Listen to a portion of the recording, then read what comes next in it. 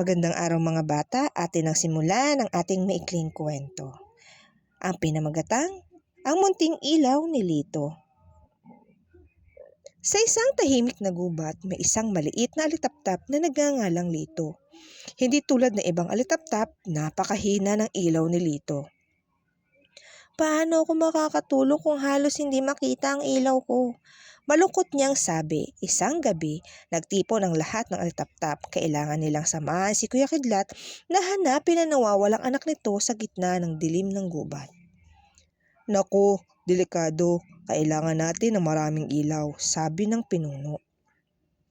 Gustong sumama ni Lito pero pinigilan siya ng kaibigan niyang si Luna.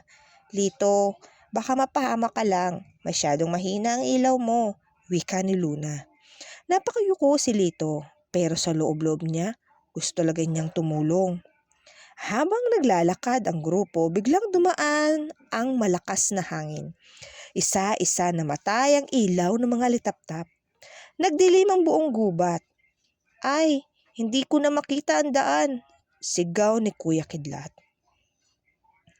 Tahimik lang na sumunod si Lito sa likuran. Kahit mahina, hindi namatay ang kanyang ilaw dahil tinakyapan niya ito ng kanyang maliliit na pakpak. Te, dito. Mahina pero tuloy-tuloy na sabi ni Lito. Napansin ni Luna ang munting ilaw. Tingnan niyo si Lito, may ilaw pa.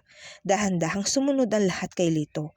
Ang mahina niyang ilaw ang naging gabay nila sa dilim. Makalipas ang ilang minuto, narinig nila ang iyak ng munting alitaptap. Nasa ilalim ito ng malaking dahon. Takot na takot. Andito kami, sabi ni Kuya Kidlat habang yakap ang anak. Pagbalik sa kanilang tahanan, pinuri ng lahat si Lito.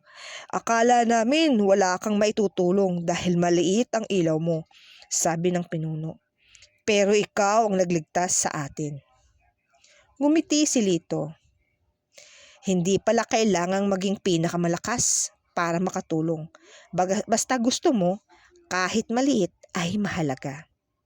Mula noon, hindi na ikinahiya ni Lito ang kanyang munting ilaw. Tuwing gabi, makikita si Lito sa unahan ng grupo.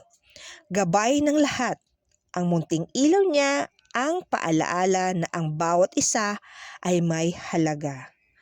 Wakas.